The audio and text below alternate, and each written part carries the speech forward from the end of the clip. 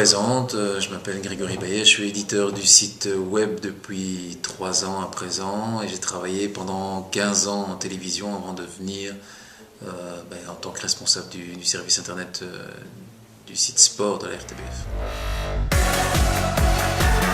À la RTBF, on fonctionne dans ce qu'on appelle le 360. Donc il y a la télévision, il y a la radio et il y a le web. Et le web est en plein développement à la RTBF. C'est un des objectifs d'ailleurs de la boîte, c'est que l'Internet devienne vraiment un outil indispensable pour les gens, puisqu'il permet à la fois de mettre en valeur et de mettre à l'avant-plan tous les produits qui sont réalisés en télé ou même effectivement en radio.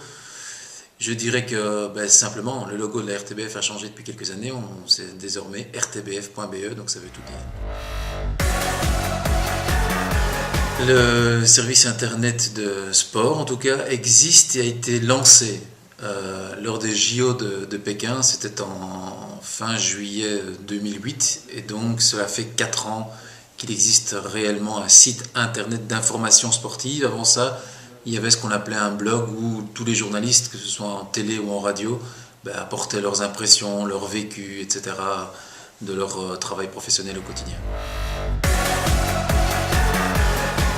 En fait, c'est simple, on a différentes sources d'informations. Il y a d'abord les journalistes eux-mêmes, que ce soit des journalistes web, radio ou télévision, qui apportent ces informations.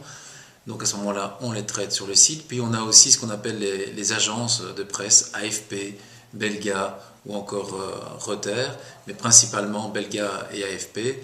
Et donc toutes ces sources d'informations, en plus de ce qui se dit, ce qui s'écrit plutôt même sur le net, ce sont toutes ces sources d'informations qui sont récupérées, qui sont traitées avec rigueur par les journalistes du service internet. Et donc on a un outil qui s'appelle chez nous Cryo, dans lequel on intègre à la fois tout ce qui est images, vidéos, son, et puis évidemment les textes pour agrémenter les différents articles concernant les sports.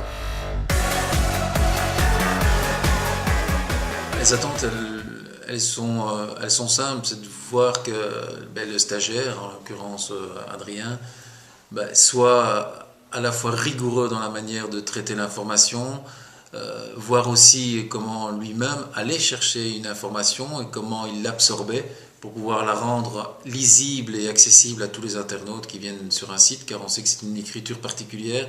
L'écriture télé est différente de l'écriture radio est différente de l'écriture web. Il faut que ce soit à la fois simple mais pas non plus simpliste et pas trop simple non plus.